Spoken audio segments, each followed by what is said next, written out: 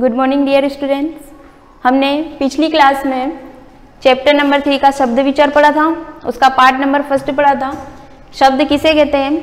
जब वर्णों के समूह को, यानी सारे वर्ण हैं उनको हम इकट्ठा कर ले, उसका एक समूह बना ले और अगर वो हमें निश्चित अर्थ दे तो उसे हम क्या कहते हैं? शब्द। तो वर्णों के सार्थक समूह को क्या कहते हैं? शब्द।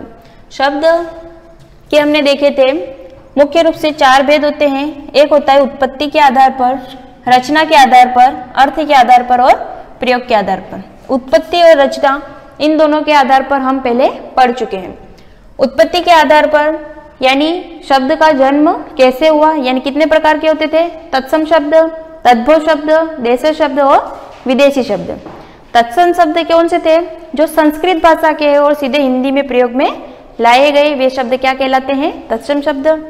तद्भव शब्द संस्कृत के ही है लेकिन उन्हें आवश्यकता अनुसार थोड़ा बहुत परिवर्तन करके हिंदी में प्रयोग में लाए, उन्हें हम क्या कहते हैं? तद्भव शब्द कहते हैं। फिर है देश शब्द, जो हमारी देसी भाषाओं के बोलचाल के हैं और उनमें ज्यादातर कौन से हैं? ग्रामीण इलाके के शब्द और देश शब्द कहलाते हैं।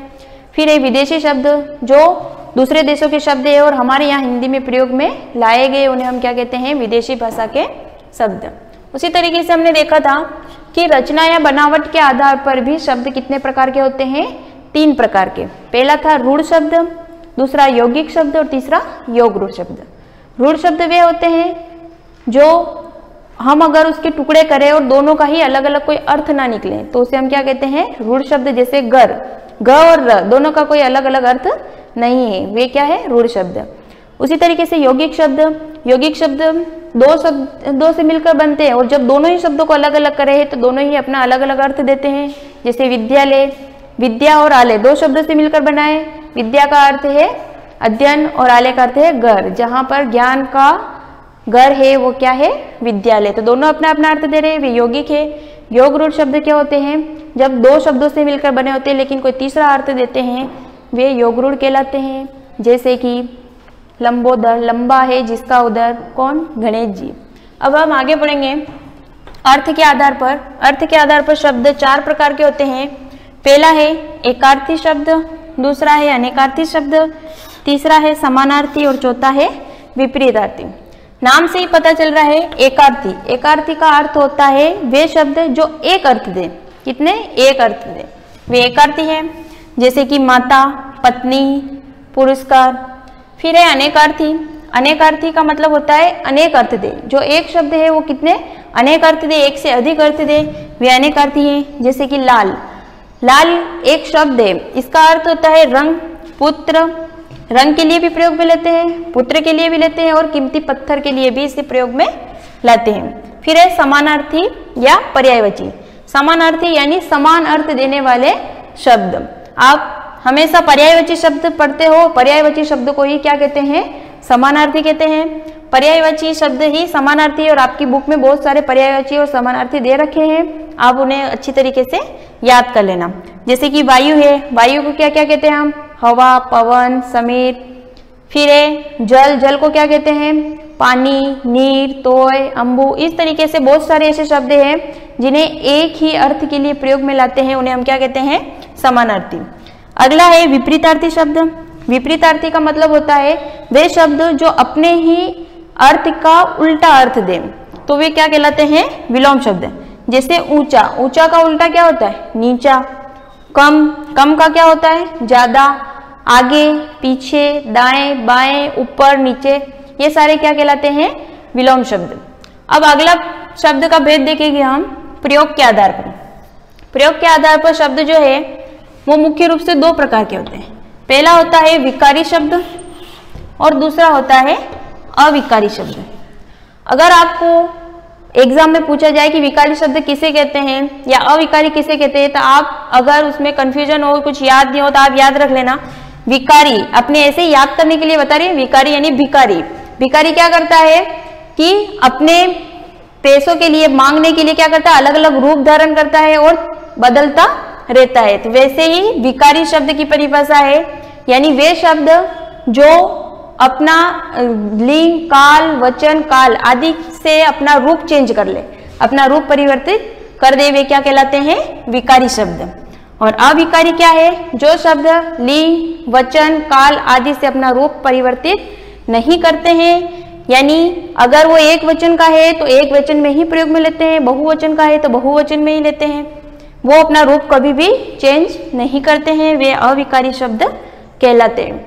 अब विकारी शब्द के अंदर कौन कौन से आएंगे? संज्ञा, सर्वनाम, विशेषण और क्रिया।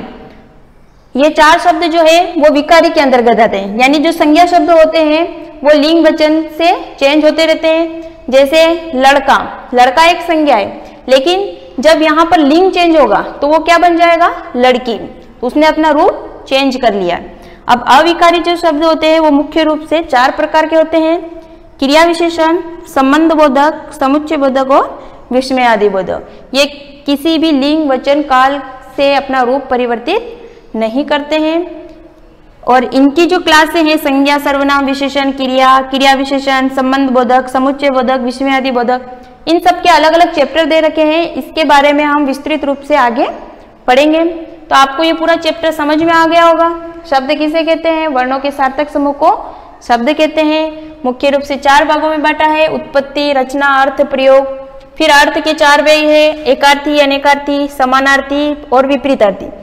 इन सब की जो एक्सरसाइज आपकी बुक के अंदर दे रखी है, आपको उसे अच्छी तरीके से याद करना है, क्योंकि आगे आप जहां पर भी आगे जैसे जैसे पढ़ाई करोगे ये सारे आपके वहां आगे काम आते रहेंगे, इसीलिए आपको ये अच्छी तरीके से लर्न करना है। Thank you so much. अगली क्लास हम कर लेंगे।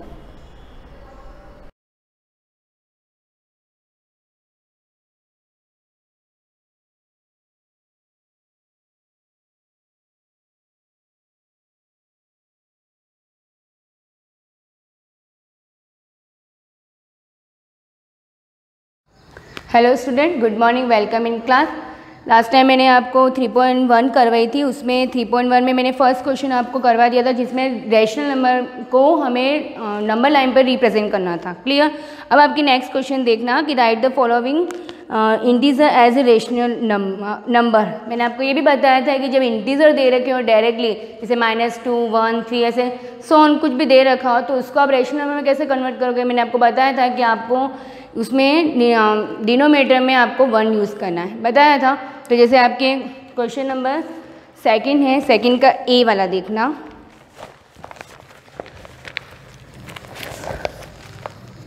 सेकंड का ए जैसे आपके दे रखा है 2। अब यहाँ पर मैंने आपको बताया था कि ओनली फॉर इंटीजर है। अब इसको मुझे रेशनल में कन्वर्ट करने के लिए क्या करेंगे, जैसे फ्रैक्शन में चाहिए हमें, तो हम क्या करेंगे यहाँ पर अपॉन 1 कर देंगे, तो ये रेशनल नंबर में कन्वर्ट हो गया। तो इस टाइप से आपके अब जिस 7 है तो 7 को आप क्या करोगे, अपॉन 1 करोगे। फिर 0, अब 0 दे रखा है तो 0 अपॉन 1 कर सकते हो, बट 1 अपॉन 0 नहीं हो सकता है। क्लियर? 0 अपॉन 1 तो हो सकता है, और 1 अपॉन 0 नॉट। बताया था ना कि क्यू नॉट इक्वल 0, मतलब क्यू की वैल्यू आपकी 0 नहीं होनी चाहिए। तो इस टाइप से ये आपके कि ये वाला तो नहीं हो सकता भाई, ये तो रेशनल नंबर है, ठीक है, क्योंकि इसकी वैल्यू हमारे क्या आ रही है, 0 आ रही है, और इसकी वैल्यू हमारे नॉट डिफाइन आएगी। ठीक है, तो इस टाइप से आपको ये बाकी के जो क्वेश्चन है उसमें आपको क्या करना है, सब में डिनोमिनेटर 1 यूज़ कर लेना है। ठीक है, यस। थर्ड क्वेश्चन देखना, right the numerator and denominator each of the following. ये सब क्वेश्चन आप बुक में ही कर लेना। एक तो फर्स्ट क्वेश्चन आपको नोटबुक में करना है, बी वाला बुक में रहने देना, अपॉन 1 करके लिख देना डायरेक्ट। ठीक है, अब थर्ड क्वेश्चन देखना, न्यूमरेटर और डिनोमिनेटर बताने। अब न्यूमरेटर डिनोमिनेटर आप इजीली बता सकते हो, जैसे 5/6 है। अब इसका न्यूमरेटर क्या होगा 5, और ये वाला क्या हो गया डिनोमिनेटर। बस आपको इस टाइप से बुक में रिप्रेजेंट कर लेना एन डी करके। ठीक है, एन इसको लिख देना और डी मीन्स डिनोमिनेटर। क्लियर? बाकी सब आपको कर लेना है। फोर्थ है आपकी identify positive and negative rational number in the following. ये भी मैंने आपको बताया था कि पॉजिटिव और नेगेटिव नंबर क्या होते हैं। जैसे पॉजिटिव इंटीजर क्या होंगे, जैसे आपके ए वाला क्वेश्चन देखो, -19/33। ठीक है, अब इसमें देखना, बताया था मैंने कौन सा हुआ, नेगेटिव हुआ। कैसे हुआ, माइनस प्लस माइनस, तो ये वाला कौन सा हो गया, नेगेटिव रेशनल नंबर। ऐसे ही आपके बी वाला, अब माइनस माइनस दे रखा है, इस दे रखा है ना -17/39, तो इसमें कैसे होगा -17/39। तो अब ये दोनों माइनस माइनस के, तो माइनस माइनस क्या हो जाएगा प्लस, और ये क्या हो जाएगा पॉजिटिव। क्लियर? तो ये पॉजिटिव इंटीजर। अब आपको इसको कैसे करना है, जो भी ये भी इसको बुक में ही कर लेना आप, इस 19 तो इसके आगे नेगेटिव लिख देना, फिर जो पॉजिटिव है उसको पॉजिटिव करके पूरा लिखना। क्लियर? तो आपके नेक्स्ट क्वेश्चन देखना आप 5th, right each of the following rational number with the positive numerator. अब इसमें आपके ये दे रखा है कि इसको जो रेशनल नंबर दे रखे हैं नेगेटिव भी है पॉजिटिव भी है, बट इसमें ये होना चाहिए कि उसमें आपको न्यूमरेटर अगर नेगेटिव में दे रखा है तो उसको पॉजिटिव में करना है। क्लियर? ओनली फॉर न्यूमरेटर को। तो कैसे क्या होगा देखना, इसे 5th वाला क्वेश्चन है, 5th का A -1/6। अब मुझे न्यूमरेटर को क्या बनाना है, पॉजिटिव बनाना है। न्यूमरेटर को पॉजिटिव बनाना है। अब न्यूमरेटर को पॉजिटिव, ये ऑलरेडी माइनस में, तो हम क्या करेंगे, इस माइनस को साइन को यहाँ से रिमूव करके क्या कर देंगे, हम डिनोमिनेटर में यूज़ करेंगे, क्योंकि ये नेगेटिव रेशनल नंबर है, हम इसको पॉजिटिव नहीं बना सकते, हमें सिर्फ न्यूमरेटर को पॉजिटिव बनाना है। तो हम ये जो रेशनल, ये जो साइन है वो हम क्या कर देंगे, डिनोमिनेटर में कर देंगे। तो इसका आंसर क्या हो जाएगा, 1/6, क्योंकि हमें पॉजिटिव बनाना है इसको, किसको, न्यूमरेटर को पॉजिटिव बनाना। तो हमने क्या कर दिया, इस साइन को अपॉन में रख दिया। ठीक है, यहाँ पर मीन्स क्या कि डिनोमिनेटर में हमने यूज़ कर दिया। तो ये वैसे ही नेगेटिव ही हुआ, एक टाइप से क्या हो गया, नेगेटिव रेशनल नंबर ही हुआ ना। हम इसको नेगेटिव पॉजिटिव नहीं करना है, बस साइन चेंज करना है, क्योंकि हमें इसको चेंज करना था। क्लियर? अब जैसे बी वाला देखो आपके -25/45, जैसे बी में है आपके कि -25/45, ये ऑलरेडी पॉजिटिव ही है, माइनस माइनस क्या हो गया, प्लस हो गया, ऑलरेडी पॉजिटिव है। अब इसमें आपको न्यूमरेटर को पॉजिटिव करना है, ये ऑलरेडी पॉजिटिव है, माइनस माइनस प्लस है, तो इसको पॉजिटिव करना है। तो वी कैन राइट, इस टाइप से लिख सकती हूँ मैं, ऑलरेडी पॉजिटिव है। तो मैं क्या करूँगी, अब जैसे यहाँ मैंने पॉजिटिव का, अगर मैं यहाँ पर साइन एज इट इज रहने दूँ तो ये तो नेगेटिव बन जाएगा, नेगेटिव बनेगा ना, और हमें तो ये हमारे पॉजिटिव ही है। तो हम क्या करेंगे, इस यहाँ पर भी साइन क्या कर देंगे, हम इसको रिमूव कर देंगे, कि हमें तो पॉजिटिव ही चाहिए, रेशनल नंबर में कोई चेंज नहीं होना चाहिए। आपको सिर्फ न्यूमरेटर पॉजिटिव बनाना, हमें पूरा रेशनल नंबर को पॉजिटिव नहीं करना है। तो ये जो है, अब ये पूरा पॉजिटिव ही था ऑलरेडी, तो मैंने इसको पॉजिटिव कर दिया। अब मैं इस साइन को अगर मैं एज इट इज रखती हूँ तो ये कौन सा रेशनल नंबर बन जाएगा, फिर से कौन सा बनेगा, नेगेटिव बन जाएगा। और हमारे तो ऑलरेडी पहले पॉजिटिव ही था, तो हमने क्या कर दिया, इसको भी रिमूव कर दिया, और ये ऑलरेडी पॉजिटिव है और हमारे न्यूमरेटर भी पॉजिटिव में आ गया। ठीक है, इस टाइप से देखो सी वाला देखो -9 है। अब -9 है तो इसमें आप क्या करोगे, सबसे पहले -9 है तो इसको आप किसमें कन्वर्ट करोगे, रेशनल नंबर में। हमने अपॉन 1, हमने डिनोमिनेटर में क्या कर दिया, 1 कर दिया। अब इसमें क्या हो जाएगा, हमें न्यूमरेटर को पॉजिटिव बनाना है, तो 9/-1 हो जाएगा। क्लियर?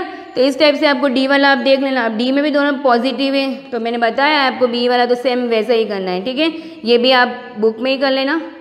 यस, क्वेश्चन इनके आगे सब आंसर फिल होने चाहिए।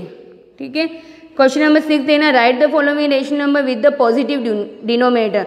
अब इसमें क्या बताना है, जैसे उसमें पॉजिटिव क्या बताना था, न्यूमरेटर करना था, अब हमें पॉजिटिव डिनोमिनेटर करना है। मीन्स क्या होगा, रेशनल नंबर तो वही रहेगा, जो नेगेटिव है नेगेटिव, बस साइन क्या हो जाएगा, चेंज हो जाएगा। तो ये वाला भी देख लेना।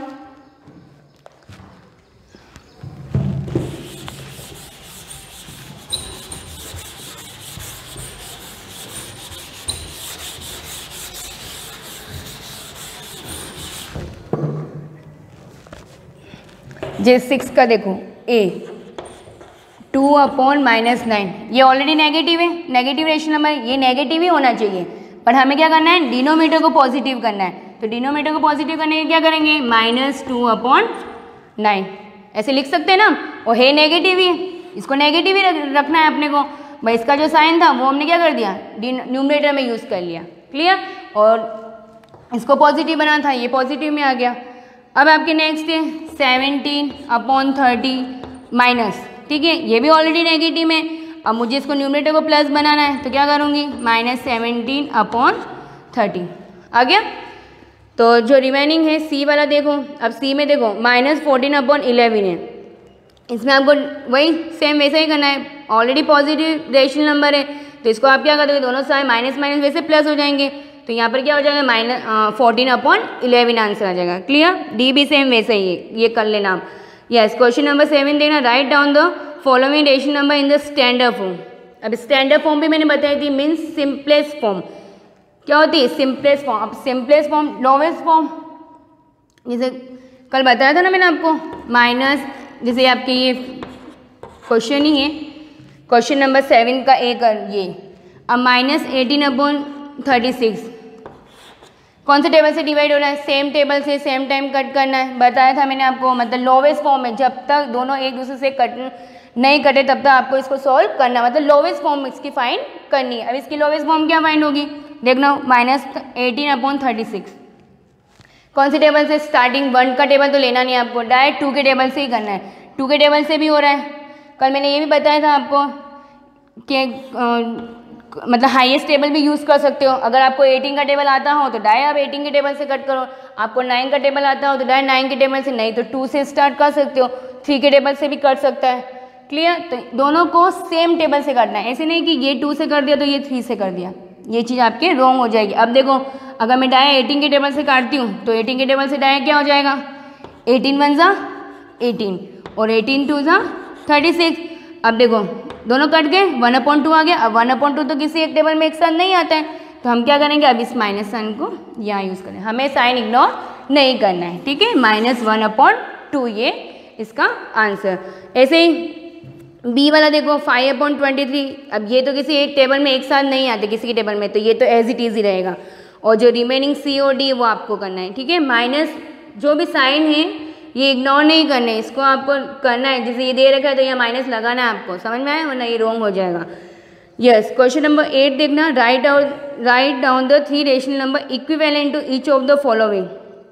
अब इसमें आपको इक्विवेलेंट मैंने बताया था कि आप इक्विवेलेंट का मीन्स आगे की टेबल लिखनी है, आगे की टेबल लिखनी है। जैसे क्या होगा, ये वाला क्वेश्चन भी देख लो, इसमें ये सब मैंने आपको ऑलरेडी पहले समझा दिया, सिर्फ एक बार मैं एक एक क्वेश्चन कर रहा हूँ, बाकी आपको करनी है क्योंकि ये सब एग्जाम्पल के थ्रू मैंने समझा दिए। क्वेश्चन नंबर 8 का जैसे -4 है, ठीक है। अब मुझे इसको आगे की रेशनल नंबर में कन्वर्ट, इक्विवेलेंट रेशनल नंबर आने, तो मैं क्या कर दूंगी, फर्स्ट में अपॉन में 1 कर दूंगी, ठीक है। 1 कर दिया। अब मुझे आगे के रेशनल, आगे के इक्विवेलेंट बताने, मैंने एक तो आपको क्या मेथड बताया था कि मल्टीप्लाई 2 करके ऐसे करो अलग अलग, नहीं तो डायरेक्ट कर दो, ठीक है। तो क्या हो जाएगा -4। अब ये क्या हो जाएगा -8, टेबल लिखनी है आपको। अब इसमें कितने पूछे, 3 पूछे, तो -8, फिर क्या हो जाएगा -12 और -16। अब यहाँ पर क्या हो जाएगा 1 2, टेबल बोला ना 1 का टेबल, 1 2 3 और 4, मीन्स क्या हुआ कि 4 को 1 से, वो 4 को 2 से किया तो -8, -4 को 3 से किया -12 और -4 को किया तो -16। इस टाइप से आपको, और दोनों को मैंने यही बताया था कि दोनों को सेम मल्टीप्लाई करना है। अब आगे के क्वेश्चन में आपको नेक्स्ट क्लास में कंटिन्यू करूँगी। Thank you.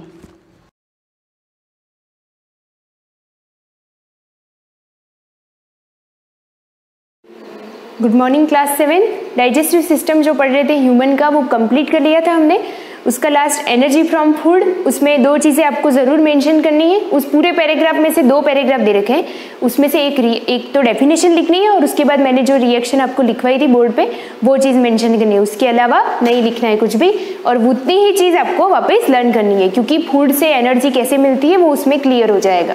देन नेक्स्ट यहाँ पे बात करते हैं, नेक्स्ट आपका एक टॉपिक है टर्न, लास्ट पेज टर्न करोगे, उसके साथ चैप्टर एंड हो रहा है। रूमिनेंट्स, रूमिनेंट्स क्या होते हैं उसके बारे में पढ़ेंगे आज।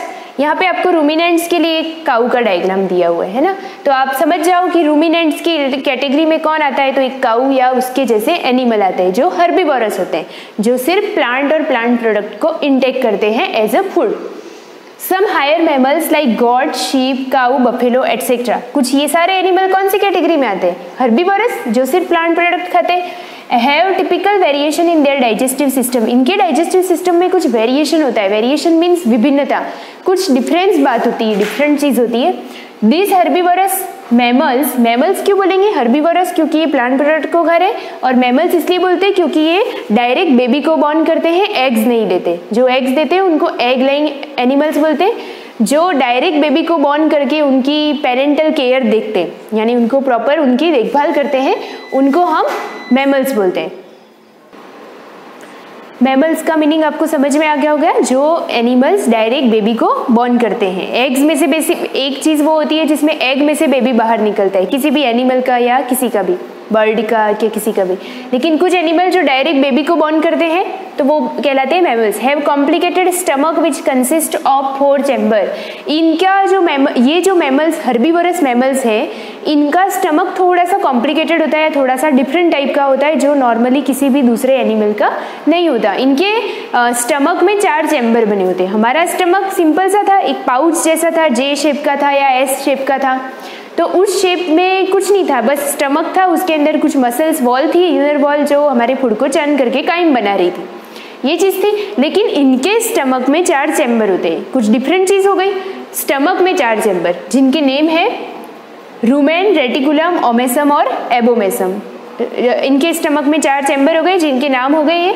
The food ingested by ruminant first go into the rumen where it is partially digested. मतलब ये कि इन्होंने जैसे ही फूड को इंजेस्ट किया, अंदर खाया, खाने के बाद वो food first goes into the rumen. सबसे पहले वो किस चैम्बर में गया? रूमेन में। स्टमक के रूमेन चैम्बर में हमारा फूड चला गया, मतलब इन कैटल्स का चला गया। Where it is partially digested, जहाँ पे ये थोड़ा बहुत डाइजेस्ट हो जाता है। From rumen this partially digested food goes to the reticulum. अब ये पार्शियली डाइजेस्टेड जो फूड है, ये बाद में कहाँ जाता है? रेटिकुलम में। रूमेन से कहाँ गया? रेटिकुलम में। The reticulum return this food to the mouth and through chewing called rumination.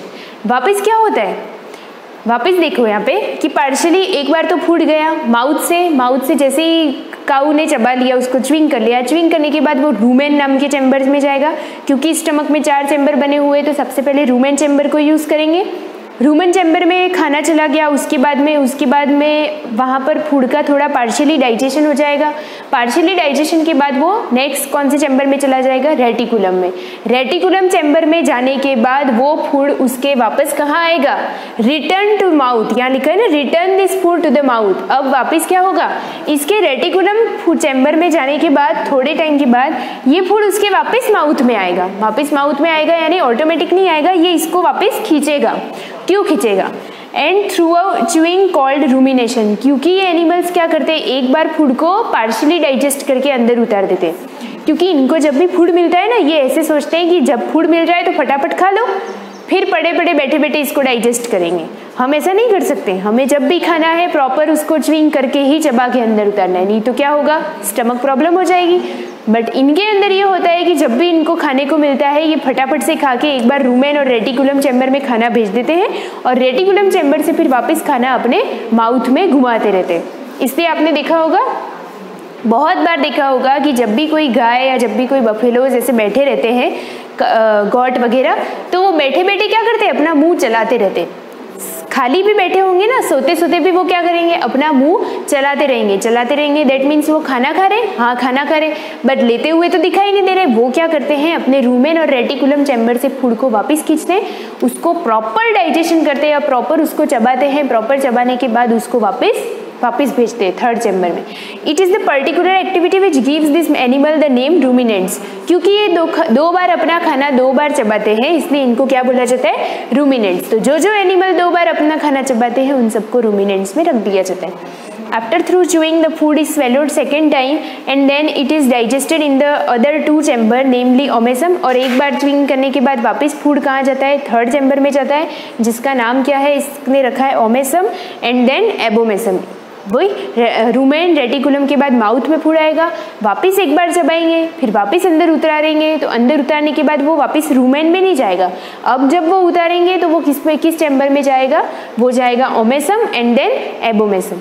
From this chamber the food is send to the small intestine. इस तरह से फूड वापस कहाँ चला जाएगा?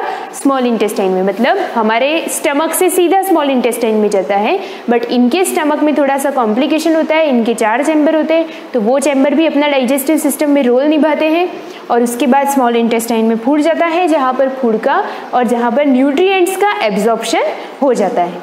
इसके साथ ही ये चैप्टर खत्म होता है आपका। नेक्स्ट इसके यहाँ पे जो क्विक चेकअप दे रखा है वो बुक में से देख के फिलअप करना। इसके वही जो हमेशा बोलती हूँ मैं आपको, tick right, fill in the blanks, ये सब बुक में फिलअप कर देना। इनको आपको नोटबुक में करने की ज़रूरत नहीं है। और बाकी रहे very short, long, differentiate, define, वो आप बुक में से ढूंढ के कर लेना। ईजी है, हो जाएंगे। सारे क्वेश्चन करने हैं, मैं ये नहीं कहूँगी कि कौन से क्वेश्चन छोड़ देना। हाँ, अगर कोई रिपीट हो रहा है तो उसको आप डबल मत करना, बट सारे क्वेश्चन आपको बुक में से आराम से ईजिली मिल जाएंगे। हर साल हम करवाते ही थे, तो तो आप ट्राई करना ढूंढने की और पूरे क्वेश्चन कर लेना। Thank you.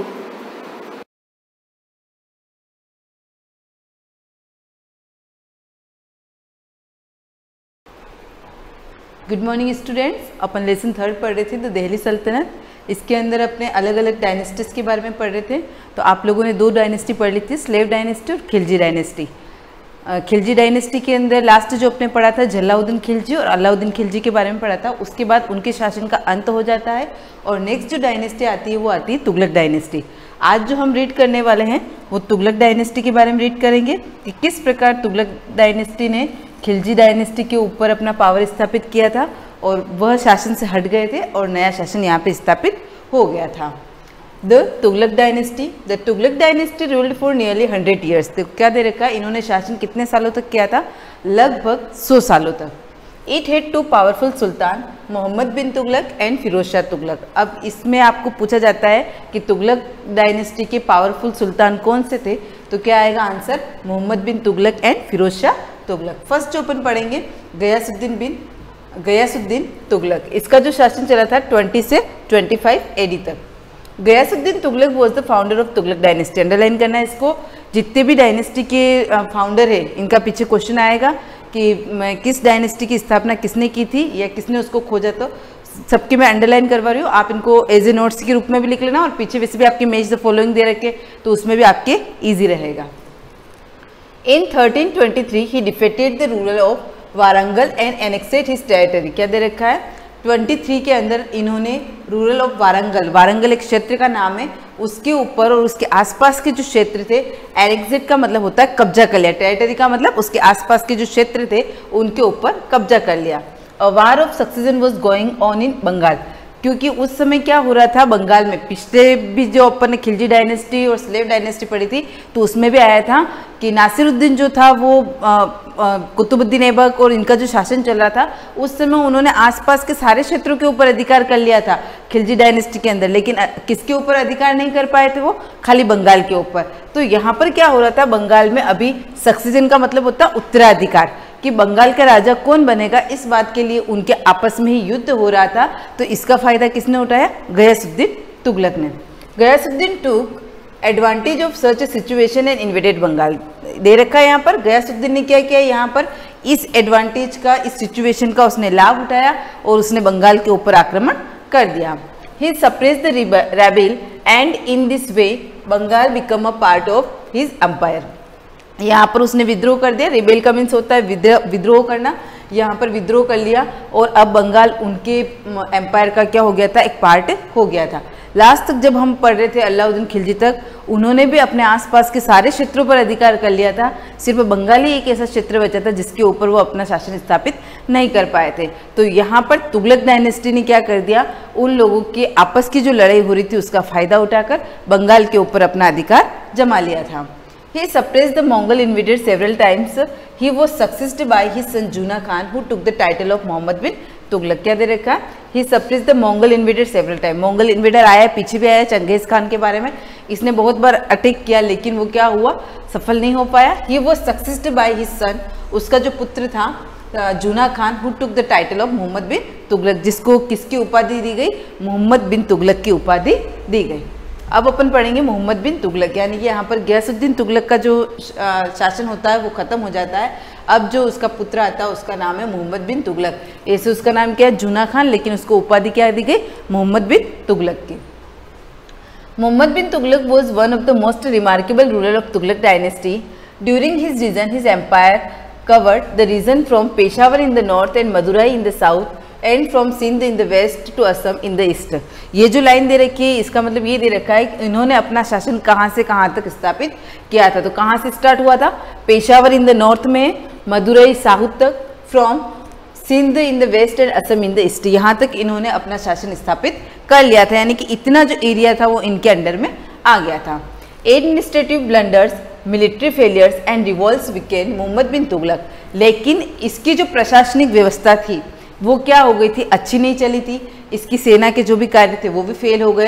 And revolts weekend, ये जो भी विद्रोह करते थे उसमें भी कमजोर पड़ गए थे। He died in 1351 while trying to suppress a revolt in Gujarat. 1351 में इनकी डेथ हो गई थी, लेकिन इस समय इन्होंने गुजरात का जो विद्रोह हो रहा था उसको दबाने की कोशिश की थी। सप्रेस का मतलब होता है दबाने की, विद्रोह को कम करने की कोशिश इन्होंने की थी। तो इससे क्या पता चलता है अपने को, जो ये लाइन दे रखी है administrative blunder, military failures, revolts weekend, इसका मतलब ये है कि मोहम्मद बिन तुगलक जो था उसका शासन अच्छा नहीं चला था।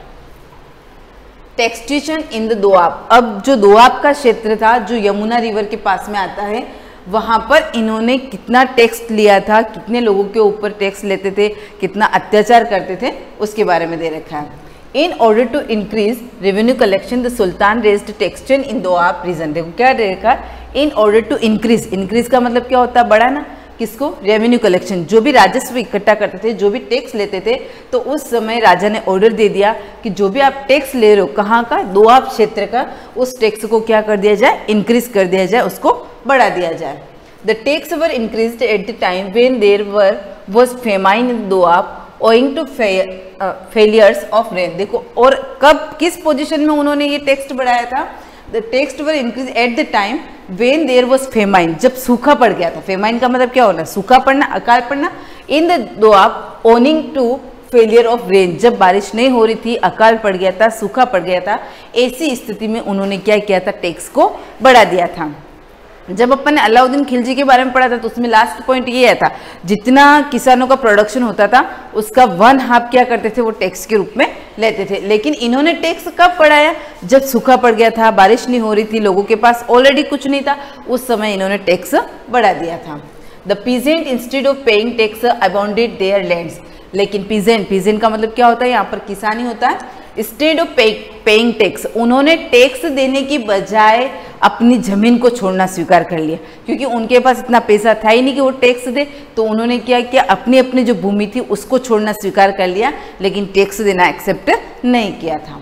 The tax collector continued to collect tax by operation which resulted in wide spread revolt. जो टैक्स कलेक्टर था, जो अधिकारी था, वो क्या कर रहा था, लोगों से लगातार विद्रोही नीति से लोगों को परेशान कर करके उनसे टैक्स ले रहा था। ऐसे में क्या हुआ, वाइड स्प्रेड का मतलब बहुत बड़े पैमाने पर बड़ा विद्रोह स्टार्ट हो गया था। किसने किया था, लोगों ने कर लिया था, क्योंकि लोग जो थे, जो सामान्य जनता थी, उनका जो प्रशासन व्यवस्था चल रही थी उससे सेटिस्फाई नहीं थे। अब नेक्स्ट उन्होंने क्या किया था, ट्रांसफर ऑफ कैपिटल, उन्होंने अपनी जो राजधानी थी उसको क्या कर दिया था, ट्रांसफर कर दिया था।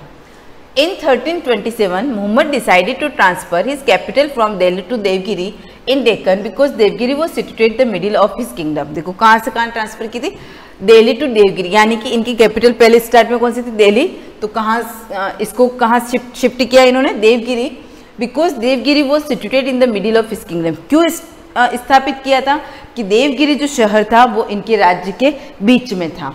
He ordered all his nobles, officials, learned men and many others to shift to new capital, which was renamed Daulatabad. उन्होंने क्या किया, सभी लोगों को ऑर्डर दे दिया, जितने भी नोबल्स, जितने भी रईस, पूंजीपति लोग थे, बड़े बड़े विद्वान लोग थे, ऑफिशियल्स, वर्कर थे, learned men and many others to shift, जितने भी वहाँ पर पॉपुलेशन जो भी रहती थी उन सभी को ऑर्डर कर दिया कि आप लोग कहाँ पर शिफ्ट हो जाइए, जो नई कैपिटल बनी है देवगिरी, उसको वहाँ पर आप शिफ्ट हो जाइए, और उसका नाम उन्होंने फिर क्या कर दिया था, दौलताबाद कर दिया था।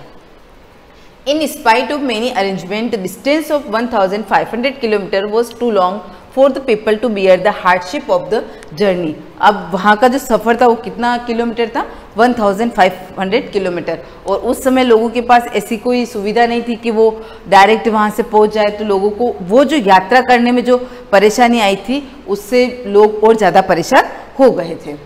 As soon as the Sultan realized that the scheme had failed, अब यहाँ पर सुल्तान ने क्या रियलाइज़ किया कि उनकी जो स्कीम है अपने जो कैपिटल है उसको ट्रांसफ़र करने की दिल्ली टू देवगिरी से, वो स्कीम क्या हो गई, वो भी फेल हो गई, यानी कि टैक्स लेने की जो पॉलिसी थी वो भी फेल हो गई, जो उनका एडमिनिस्ट्रेटिव वर्क था वो भी अच्छा नहीं होता था। अब इन्होंने जो अपनी कैपिटल ट्रांसफ़र की है वो स्कीम भी इनकी फेल हो गई। He ordered the people to return to Delhi, अब वापस उन्होंने लोगों को क्या ऑर्डर दिया कि वापस आप कहाँ पर आके रहने लगिए, दिल्ली के अंदर आके रहने लग जाए। This brought more misery to the people, इससे उनको लोगों को बहुत ज़्यादा दुख पहुँचाया गया था। तो ये भी एक इनके कह सकते हैं कि जो शासन चल रहा था उसकी बहुत दुखद घटना है, कह सकते हैं इनकी कमजोरी का एक कारण बन गया कि लोगों को अगर आप बार बार परेशान कर रहे हो, तो अगर हमारी सरकार जिसे अभी हमारी गवर्नमेंट हमारे लिए अच्छे नियम नहीं बनाती, अच्छे कानून नहीं बनाती, तो हम उसके नियम को नहीं मानेंगे और आने वाले सालों में जब भी इलेक्शन होता है तब हम उस पार्टी को फॉलो नहीं करेंगे और उसको नहीं आने देंगे इलेक्शन। तो यहाँ पर भी यही हो गया कि लोग अब उस राजा को पसंद नहीं करने लगे थे। नेक्स्ट जो उसने डिसीजन लिया था मोहम्मद बिन तुगलक ने, टोकन करेंसी, इसको हम नेक्स्ट वीडियो में कंटिन्यू करेंगे। इसका एक पार्ट और आता है। तो अब तुगलक डायनेस्टी के अंदर वैसे भी 2 ही दे रखे हैं आपको, गयासुद्दीन तुगलक और मोहम्मद बिन तुगलक, तो इसका हाफ पार्ट हो गया है। नेक्स्ट पॉइंट को अपन नेक्स्ट वीडियो में कंटिन्यू करेंगे। Thank you.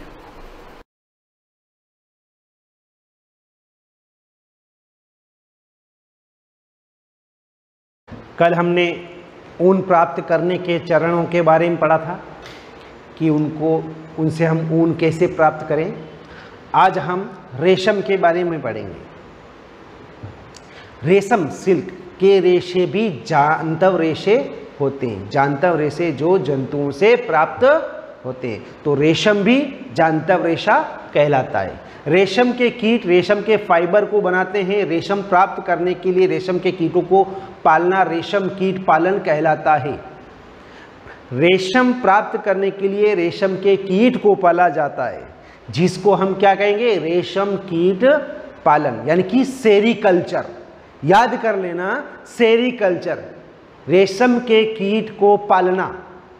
रेशम के जो कीट होते हैं उनको पालना सेरीकल्चर या रेशम कीट पालन कहलाता है। अब आप देखो कि जो रेशम के कीट होते हैं उनके जीवन चक्र, उन रेशम कीट का जीवन चक्र क्या है। हमने ये देख लिया कि रेशम के कीट को पालना सेरीकल्चर रेशम कीट पालन कहलाता है। रेशम के कीट का जीवन चक्र देखो आप, मादा रेशम मतलब नर और मादा होता है ना, तो इसमें मादा रेशम कीट अंडे देती है। मादा रेशम कीट क्या दे रही है, अंडे। अंडे में से, जिसमें से लार्वा निकलता है जो कैटरपिलर, इल्ली या रेशम कीट कहलाते हैं। याद कर लीजिए आप भी कि रेशम कीट, मादा रेशम कीट अंडे देते हैं जिसमें से लार्वा निकलता है जो कैटरपिलर, इल्ली या रेशम कीट कहलाते हैं। ये आकार में वृद्धि करते हैं और जब कैटरपिलर अपने जीवन चक्र की अगली अवस्था में प्रवेश के लिए तैयार हो जाते हैं तो यह प्यूपा कोशित कहलाता है, यानी कि अगली अवस्था। इसकी अगली अवस्था प्यूपा कोशित कहलाता है, जो अपने इर्द गिर्द एक जाल बुन लेता है। यह जाल उसे अपने स्थान में बने रहने में सहायता करता है, यानी कि एक जाल बुनता है ये। और फिर यह अंग्रेजी अक्षर आंट के रूप में अपने सिर से, एक सिरे से दूसरे सिरे तक ले जाता है। अंग्रेजी का आंट अक्षर होता है ना, इस प्रकार की क्रिया, ठीक है ना, एक सिरे से दूसरे सिरे तक ले जाता है। सिर की इस गति के समय कैटरपिलर पतले तार के रूप में प्रोटीन से बना एक पदार्थ स्रावित करता है। प्रोटीन से बना पदार्थ स्रावित करता है जो कठोर होकर सूखकर रेशम का रेशा बन जाता है। जो प्रोटीन का पदार्थ स्रावित कर रहा है जो बाद में सूखकर कठोर हो जाता है, और यही पदार्थ रेशम का रेशा बन जाता है। जल्द ही कैटरपिलर स्वयं को पूरी तरह से रेशम के रेशों से ढक लेता है और प्यूपा बन जाता है। यह आवरण कोकून कहलाता है। जो प्यूपा बनता है ना, यह आवरण क्या कहलाता है, कोकून। कीट का इसके आगे का विकास कोकून के भीतर ही होता है, यानी कि उसके अंदर होता है। रेशम के रेशों का उपयोग रेशम के वस्त्र बुनने के लिए किया जाता है। रेशम का उपयोग हम किस में कर रहे हैं, सीधी बात है, वस्त्र बनाने के अंदर। रेशम का मृदु रेशा यानी सूत्र स्टील के तार जितना मजबूत होता है। देखो ये जीवन चक्र आपके सामने दे रखा है रेशम का, इसका रेशम कीट का। आप अपनी नोटबुक के अंदर भी देख लीजिएगा। पहली अवस्था जैसे नर और मादा, मैंने बोला नर और मादा। मादा जो रेशम कीट होता है जो अंडे देता है, लार्वा निकलता है, कैटरपिलर कहलाता है। फिर आगे का प्यूपा की बताया था। फिर अंग्रेजी 8 अक्षर के प्रोटीन के वो पदार्थ का स्रावित कर रहा था। रेशम कीट जो होते हैं वह शहतूत की पत्ती पर अंडे देते हैं और शहतूत की पत्तियां भी खाते हैं। ये रेशम कीट देखो आप, ये कोकून की अवस्था है और ये कोकून में विकासशील कीट ये कोकून के अंदर है, कोकून के अंदर। ये चित्र आप देख लीजिएगा। अब देखो आप, रेशम का धागा रेशम कीट के कोकून से प्राप्त रेशों से तैयार किया जाता है। रेशम कीट अनेक किस्म के होते हैं, रेशम कीट बहुत सारे किस्म के होते हैं जो एक दूसरे से काफ़ी अलग दिखाई देते हैं और उनमें प्राप्त होने वाला रेशम का धागा का गठन अर्थात रुक्षता, चिकनाहट, चमक आदि में भी भिन्नता होती है। रेशम कीट अनेक प्रकार के होते हैं और उनसे निकलने वाला रेशा भी अनेक प्रकार का होता है। उनकी चमक अलग होती है, चिकनाहट अलग होती है। अच्छा, आगे देखो, जैसे टसर रेशम, मुगा रेशम, कोसा रेशम तथा अन्य प्रकार के रेशम विभिन्न किस्म के रेशम कीटों द्वारा काटे गए कोकून से प्राप्त किए जाते सबसे सामान्य रेशम कीट शहतूत रेशम कीट कहलाता है। जो सबसे सामान्य रेशम कीट है वह शहतूत रेशम कीट होता है। इस कीट के कोकून से प्राप्त होने वाला रेशम फाइबर मृदु, चमकदार, लचीला तथा इससे सुंदर रंगों में रंगा भी जा सकता है। रेशम कीट पालन का संवर्धन भारत का बहुत प्राचीन व्यवसाय है। ठीक है, अब देखिए आगे आप,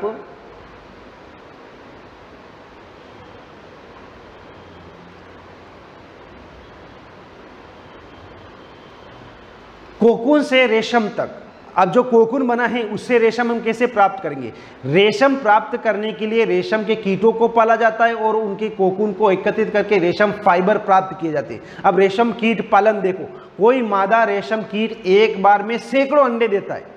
कोई भी मादा जो रेशम कीट होता है एक बार में बहुत सारे अंडे देता है। अंडों को सावधानी से कपड़े की पट्टियों अथवा कागज पर संग्रहित करके रेशम कीट पालकों को बेचा जाता है। ये पालक या किसान अंडों को स्वस्थ कर स्थितियों उचित तथा ताप एवं आर्द्रता की अनुकूल परिस्थितियों में रखते। अंडों को उपयुक्त ताप तक गर्म रखा जाता है। देखो प्राप्त कैसे करेंगे? अंडों को क्या कर देंगे? उपयुक्त ताप पर गर्म रखा जाता है जिससे अंडों में से लार्वा निकल आए। यह तब तक किया जाता है जब तक शहतूत के वृक्षों पर नई पत्तियां नहीं आती है। लार्वा जो कैटरपिलर अथवा रेशम कीट कहलाते दिन रात खाते रहते, यह दिन रात खाते रहते और आम आप या साइज में काफी बड़े हो जाते हैं। लार्वा को शहतूत की ताजा कटी पत्तियों के साथ बांस की स्वच्छ ट्रे में रखा जाता है और 25 से 30 दिनों बाद कैटरपिलर खाना बंद कर देते और कोकून बनाने के लिए वे बांस के बने छोटे छोटे कक्षों में चले जाते हैं। ठीक है ना, यानी कि इसके लिए जो ट्रे छोटी सी रेक होती है टहनियों पर रख दी जाती है जिसमें कोकून जुड़ जाते हैं। हाँ, कैटरपिलर और रेशम कीट कोकून बनाते हैं जिसके भीतर प्यूपा विकसित होता है। ठीक है, तो आज एक काम करो, आप रेशम कीट का जीवन चक्र अपनी नोटबुक में भी नोट कर लीजिएगा और उसको याद कर लेना।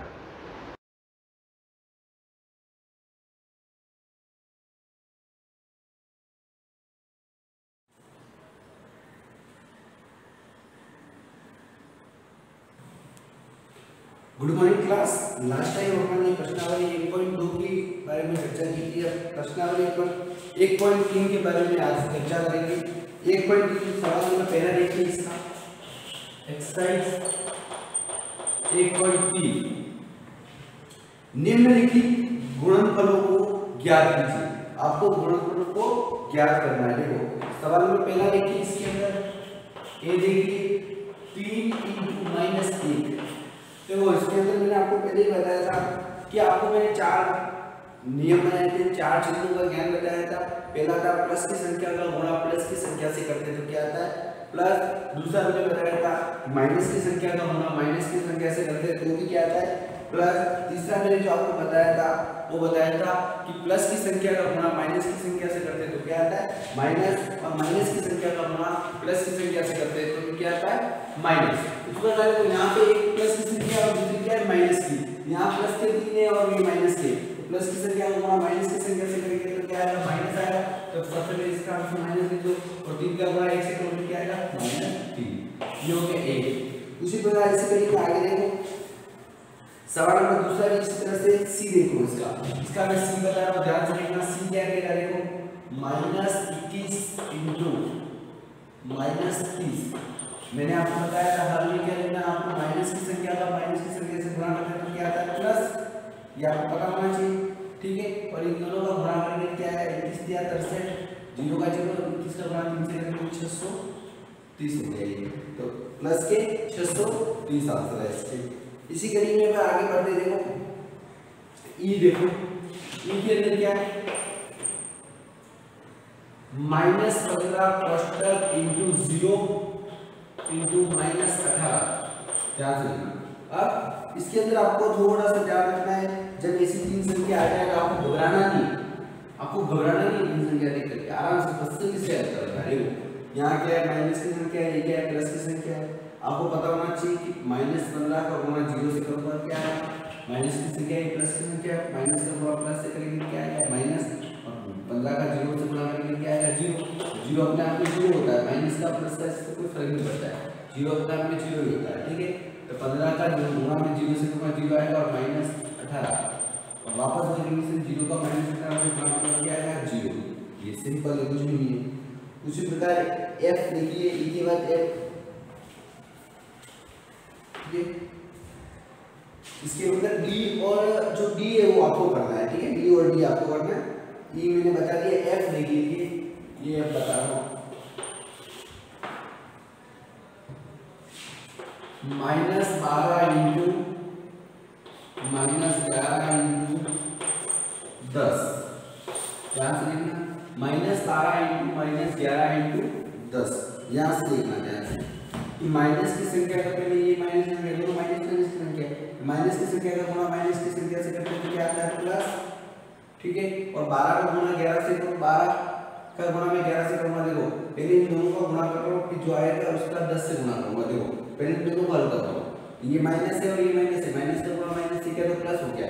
12 का गुणा मैं 11 से कर रहा हूँ, देखो 12 का गुणा 1 से गुणा 12, हासिल 12 का गुणा 1 से किया 12 और 1 13, 132 आया ये प्लस के, ठीक है। ये प्लस के 132 आया और उसका गुणा मैं किससे कर रहा हूँ प्लस के 10 से, तो जब इसका गुणा मैं प्लस के 10 से करता हूँ तो ये प्लस की आंसर आएगा, क्योंकि ये संख्या प्लस की और ये भी संख्या क्या है प्लस की, तो 132 का मैं गुणा में 10 से करूंगा तो मेरा आंसर क्या आएगा प्लस का 1320। इसी कड़ी में आगे लिखते हैं जी, देखो इसी कड़ी में जी देखो, f के बाद 9 इंटू -3 इंटू -6, याद से लिखना, 9 प्लस के ये माइनस के 3,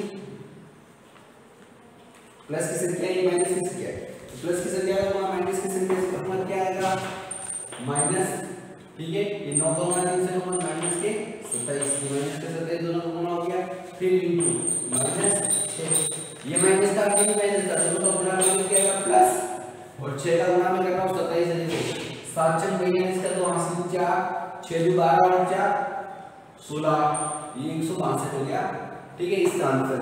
इसी कड़ी में देखो h आपको करना है, इसी कड़ी में मैं आपको लास्ट में आपको बता देता हूं j,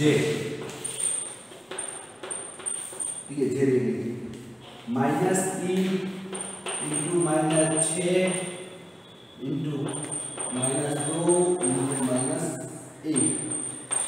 ठीक है। ये लास्ट बता रहा हूँ, बाकी जो बचे हैं पहले सवाल के अंदर वो आपको करने हैं, ठीक है। देखो इधर पहले इन दोनों कर लो, फिर जो भी आएगा उसको इससे गुणा करो, जो भी आएगा उसको इससे गुणा करो, स्टेप बाय स्टेप चलोगे तो आपका आंसर सही आएगा। माइनस का गुणा माइनस से किया प्लस, 3 का गुणा 6 से किया 18, ये 18 प्लस के, ठीक है। ये 18 प्लस क्वेश्चन बना इनटू का इनटू करो, अब इन दोनों का गुणा करो आपस में, ये भी माइनस है, ये क्या माइनस है, माइनस का गुणा माइनस किया क्या है प्लस, 2 का गुणा इससे किया तो 2, ये प्लस क्वेश्चन, ठीक है। ये भी प्लस की संख्या है, ये भी प्लस की संख्या है, दोनों को गुणा करके आपस में क्या आएगा प्लस, और इन दोनों को गुणा करो, 18 का गुणा 2 से करूंगा क्या आएगा 36। ये इसी प्रकार सवाल नंबर पहला है जिसके अंदर चिन्हों का ज्ञान था और चिन्हों के ज्ञान के बारे में आपको पढ़ना था, ठीक है। आगे देखना सवाल नंबर नेक्स्ट बात करते हैं।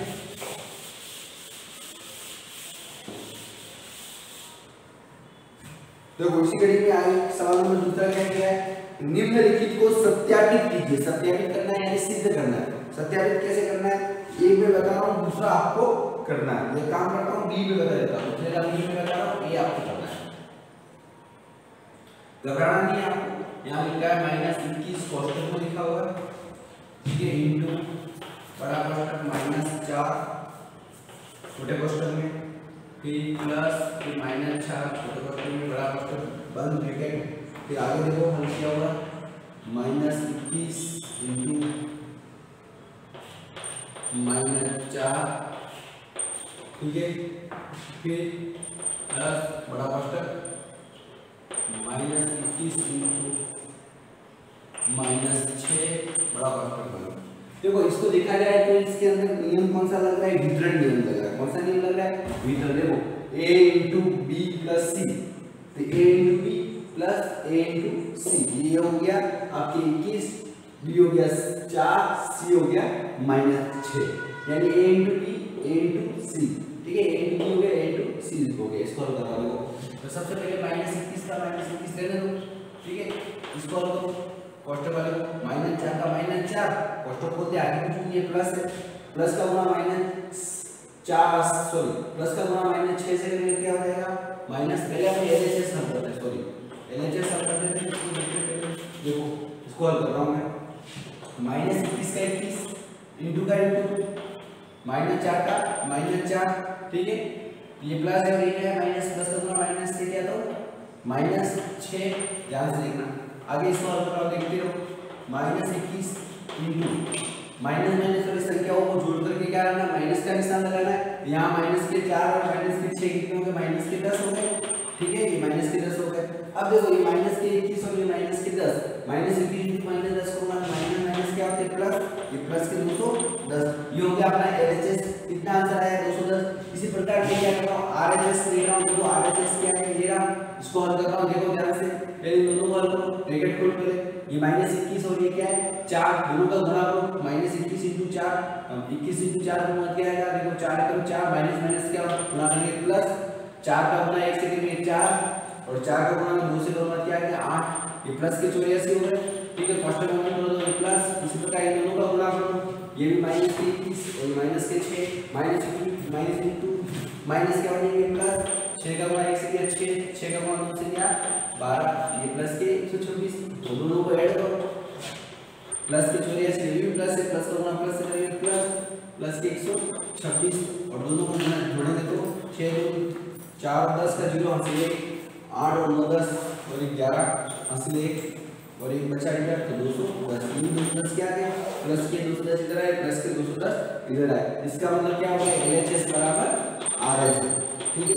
ये हो गया सवाल नंबर आपके दूसरे का बी। सवाल नंबर दूसरे का ए आपको करना है, ठीक है। इसी प्रकार आगे अपन सवाल नंबर 3 के बारे में कल चर्चा करेंगे। धन्यवाद।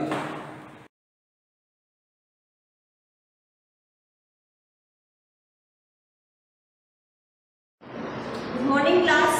जैसे कि अपने लेसन चल रहा था नए राज्य और उनके नए राजा और उनके राज्य, इसको कंटिन्यू रखते हुए अपना उस दिन जो टॉपिक चल रहा था चोल राज्यों के, यानी कि चोल जो राजा थे उनके भव्य मंदिर और कांस्य मूर्ति कला के बारे में। देखो चोल वंश के जो राजा थे उनकी मुख्य विशेषता यह थी कि मंदिर एवं मूर्तियां बनवाना। उन्होंने कई भव्य मंदिरों का निर्माण करवाया था, जैसे कि चोल राजा जो हुआ था राजराज प्रथम जो था उन्होंने तंजावुर में मंदिर बनवाए और राजेंद्र प्रथम था इसने गंगईकोट चोलपुरम में बड़े मंदिर एवं स्थापत्य और मूर्ति कला बनवाई थी इन्होंने। देखो इनकी क्या विशेषता थी, इनके जो मंदिर हुआ करते थे वो मंदिर संपन्न हुआ करते थे, यानी कि समृद्ध मंदिर हुआ करते थे।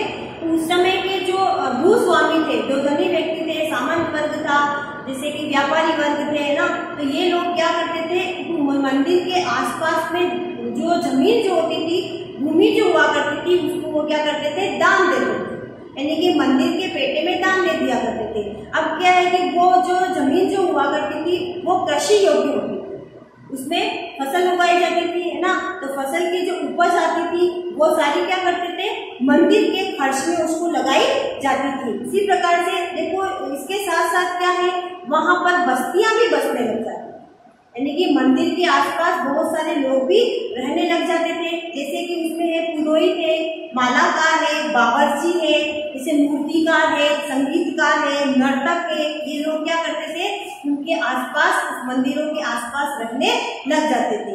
इसमें उसमें से विशेष रूप से जो था वो शिल्पकार, विशेष रूप से देखा जाए ना वो शिल्पकार थे। शिल्पकार क्या करते थे, वहाँ उनकी विशेषता थी कि वो कांसे की मूर्तियां बनाते थे। कांसे की मूर्तियां जो बनाती थी वो बहुत सुंदर हुआ करती थी। उस समय की प्रसिद्ध मूर्तियां थी उन शिल्पकारों के हाथों से बनी हुई कांसे की मूर्तियां। पूछा भी जाता है तो इसको याद रखना, चोल राजाओं के यानी कि चोल वंश के समय में जो ये कांस्य मूर्तियां बनाई जाती थी, शिल्पकार हुआ करते थे, ये बहुत भव्य एवं सुंदर हुआ करती थी।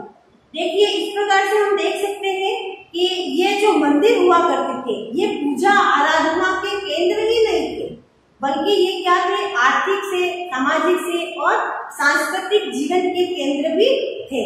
देखो आर्थिक के जैसे अपन समझ सकते हैं कि जैसे ये लोग रहते थे, पुरोहित रहते थे और मालाकार रहते थे, बावर्ची रहते थे। तो पुरोहित जो होते थे वो पंडिताई का काम करते थे, बावर्ची जो रहा करते थे वो खाना पकाने का काम करते थे, मालाकार जो होते थे वो माला बेचने का कार्य करते थे। इस प्रकार से क्या इनकी आमदनी हो जाती थी ना, तो ये क्या है, इनका आर्थिक केंद्र बन गया था, यानी कि आर्थिक दृष्टि से ये लोग वहां पर रहते थे, अपना भी गुजारा चलता और मंदिर का कार्य भी चलता रहता था। इसी प्रकार से जैसे कि सामाजिक रूप से देखें, सामाजिक रूप से भी देखो पुरोहित है, माले वाला है, जैसे बावर्ची है ना, संगीतकार है, नर्तक है, शिल्पकार है, ये सारे जने एक समूह में रहते थे, एक समुदाय में रहते, तो इसमें सामाजिकता भी दिखाई देती है उनको। फिर आता है सांस्कृतिक जीवन। सांस्कृतिक जीवन में भी देखिए जैसे संगीतकार है, नर्तक है और इस प्रकार से ये शिल्पकार है ना, तो ये क्या करते हैं कि इनकी सांस्कृतिक छवि भी उस समय छलकती है। इन सबको देखते हुए ये खाली आराधना का केंद्र ही नहीं है, बल्कि ये क्या है, एक प्रकार से आर्थिक, सामाजिक एवं सांस्कृतिक रूप से भी ये क्षेत्र को दर्शाया गया है। फिर अपन देखिए इसके एक विशेष बात और ये थी कि जो ये शिल्पकार जो उस समय हुआ करते थे वो क्या करते थे कि खाली वो देवी देवताओं की प्रतिमा ही नहीं बनाते थे। ऐसा जरूरी नहीं है कि मंदिरों के अंदर है या कहीं जो मूर्तियां स्थापित करते थे वो देवी देवताओं ही की बनाए, ऐसा कोई फिक्स नहीं था। क्योंकि जो व्यक्ति भक्त लोग जो हुआ करते थे, यानी कि तो देखा जाए कोई व्यक्ति ज्यादा भक्त है, जैसे कि अपने राजस्थान का अपन उदाहरण लेते हुए जैसे कि मीराबाई थी, वेदास थे, सूरदास थे, ये क्या थे, ये भक्त थे, भगवान कृष्ण के भक्त थे। तो ये क्या करते थे, ऐसे भक्तों की क्या करते थे, उनकी प्रतिमाएं भी बनवाया करते थे, ये इनकी एक विशेष बात रहती थी। फिर आता है देखिए चोल राज्यों के साम्राज्य के उस समय की कृषि व्यवस्था किस प्रकार थी, सिंचाई कैसे की जाती थी। देखो इसके बारे में अपन ने पहले भी पढ़ा था कि कावेरी नदी डेल्टा का जो क्षेत्र था वो इन चोल राजवंशों का क्षेत्र कहलाता था। उसमें ये नदी डेल्टा, कावेरी नदी के किनारे जो डेल्टा था वो इनका क्षेत्र कहलाता था। देखो चोल के कई उपलब्धियां इन्होंने अपने साम्राज्य में अपने रहते हुए इन्होंने की है, बहुत विकास भी किया है। जैसे कि अपन देखते हैं कि किसी भी नदी के किनारे कभी बाढ़ भी आती है, नदी के किनारे का अगर कोई क्षेत्र होता है, नदी के किनारे का क्षेत्र होता है, उसमें क्या होता है कि कभी कभार बाढ़ आती है। बाढ़ आती है तो क्या आती है, पानी जो है मिट्टी को अपने साथ में बहा करके ले करके आता है। अब वो क्या आता है कि एक बार पानी जाएगा, दूसरी बार आएगा तो वो पानी के साथ में जो मिट्टी आती है वो उस मैदान के ऊपर जमा हो जाती है, जिसके कारण क्या होता है कि वो जो क्षेत्र थे, वो जो भूमि होती है वो क्या हो जाती है, कृषि योग्य भूमि हो जाती है, उपज के लिए बेहतर भूमि रहती है। इसलिए उन्होंने भी ये था, देखिए कावेरी नदी बंगाल की खाड़ी में मिलने से पहले कई छोटी छोटी शाखाओं में आवंटित हो जाती थी ना, जैसे कि सहायक नदियां, उनमें मिलने से पहले बहुत सारी जो नदियां होती है वो आकर के उसमें मिल जाती है। ये शाखाएं बार बार पानी उलिझती है, जिनके क्या होता है कि उनके जो किनारे हुआ करते थे वो उपजाऊ हो जाते थे। शाखाओं का पानी कृषि विशेषतः चावल की खेती के लिए उपयुक्त रहता है। तो वहां पे भी ये हुआ था, उनका मैदान, कावेरी का जो मैदान बना था, उनका क्षेत्र वो नदियों के द्वारा लाई गई मिट्टी के कारण वहां जमा होते, फिर वो मैदान बन जाते, वो कृषि के लिए उपजाऊ बन लेते थे।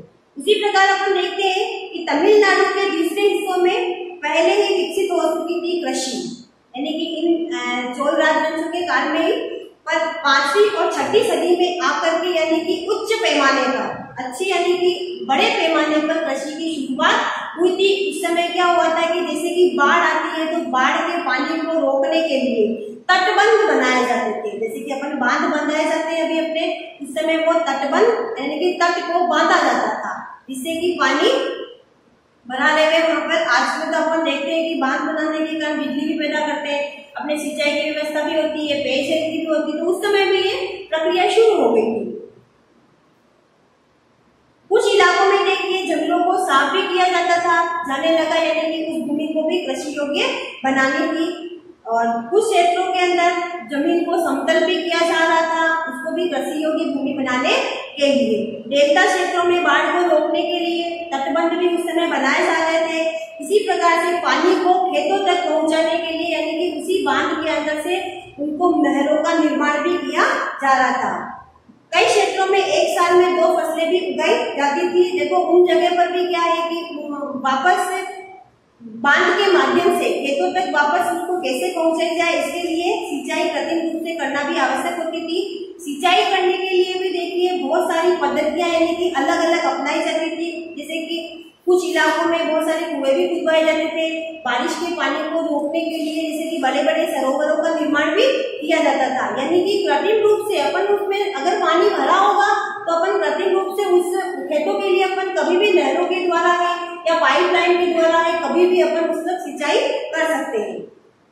देखो ये योजनाएं जो बनती थी, अपने याद रखें कि उस समय की जो योजनाएं जो बनती थी उस यानी कि बेहतर किसान हुआ करते थे। उस समय भी दिमाग से काम लेते थे और किस भूमि को कितना पानी पहुंचाना है, कितने भागों में उसको भेजना है, उस इलाके के अंदर वो सारा वो किसान लोग तय किया करते थे। इस प्रकार से ये उनकी व्यवस्था थी। अब अपने आता है साम्राज्य का प्रशासन, यानी कि चोल वंश के जो राजा थे वो अपने साम्राज्य को किस प्रकार से चलाते थे, उनका प्रशासन जो था वो कैसे चलता था।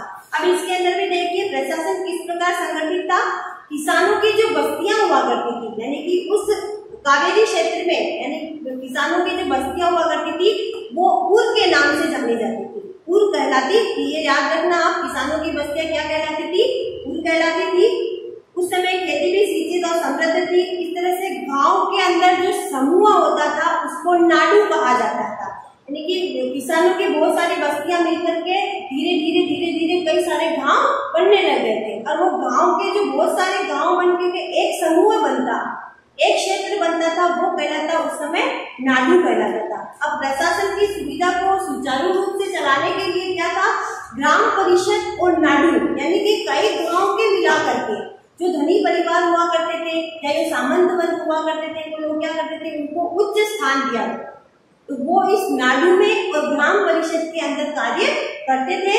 अब ये देखो न्याय कार्य करने का कार्य भी करते थे, यानी कि कर लगाने का कार्य भी करते थे, और अगर कोई परेशानी आ जाती थी तो उसका निपटारा करने के लिए कार्य भी या तो ग्राम परिषद करती थी या फिर ये नाडू जो हुआ करते थे ये करते थे। अगला टॉपिक आता है वेल्लाल जाति। अब देखो उस समय वेल्लाल जाति के किसान भी हुआ करते थे। वो क्या थे, उस समय धनी हुआ करते थे ना, पैसों से अच्छे सुख संपन्न से रहते थे। तो ये नाडू का जो काम करते थे उन किसानों में से बनाया जाता था। उन जो वेल्लाल जाति के जो किसान होते थे उन वर्ग में से उनको चुना जाता था, यानी कि वो भूस्वामी कहलाते थे। उस समय चोल राजाओं के समय में वो भूस्वामी कहलाते थे। उनको देखो मुवेद वेलन, 3 राजाओं को अपनी सेवाएं प्रदान करने वाले वेलन की उपाधि भी उनको दी जाती थी। अरैया यानी कि प्रधान जैसी उपाधियां भी उन लोगों को दी जाती थी और इनको विशेष प्रकार के जो राजकीय पद जो होते थे मंत्री के रूप में ये इनको सौंपे जाते थे। देखिए भूमि के प्रकार देख लीजिए। चोल अभिलेखों में भूमि की विभिन्न कोटियां हैं, जैसे कि ब्रह्मदेह है। ब्रह्मदेह का मतलब है कि ब्राह्मणों को जो भूमि दान में दी जाती थी वो कहलाता था। शाला हो, किसी विद्यालय में रखरखाव के लिए अपन जो भूमि दी जाती थी वो कहलाती थी। देवदान, मंदिरों को उपहार में दी जाने वाली भूमि जो कहलाती थी। पल्ली चंदम, जैन स्थानों को दी जाने वाली भूमि कहलाती थी। उसी प्रकार से अपन देखते हैं कि ब्राह्मणों को समय समय पर भूमि अनुदान दिए जाते थे। ये देखो इनका क्षेत्र जो था वो कावेरी घाटी एवं दक्षिण भारत के हिस्सों में था, वहां पर ब्राह्मणों की बस्तियां अस्तित्व में आई।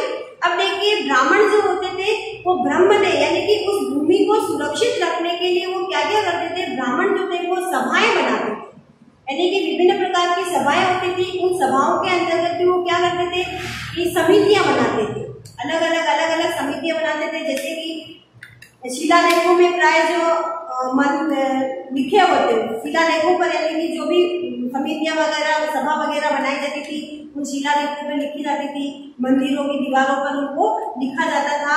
इस प्रकार से उस समय ये नगर संपादित किए गए थे। फिर आता है तमिलनाडु के चिंगलपुर जिले में उत्तर मेरू से प्राप्त अभिलेखों से भी विस्तार से प्राप्त होता है कि उस समय भी क्या हुआ करती थी, समितियां बनाई जाती थी। तमिलनाडु के अंदर भी जो शासकों के अंतर्गत आता है ये, उसमें भी समितियां बनाई जाती थी। इसमें देखिए कि जैसे कि सिंचाई के कामकाज के लिए अलग लोगों को नियुक्त किया जाता था, बाग बगीचे को संभालने के लिए अलग लोगों को नियुक्त किया जाता था, मंदिर इत्यादि की देखभाल करने के लिए भी अलग लोगों को चुना जाता था।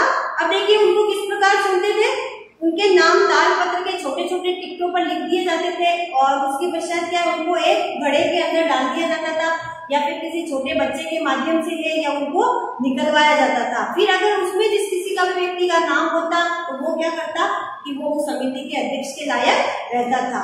अब अपन इसके लिए जो क्या क्या योग्यताएं चाहिए, कुछ क्वेश्चन आंसर है वो अपन अगली वीडियो के अंदर देखेंगे। Thank you.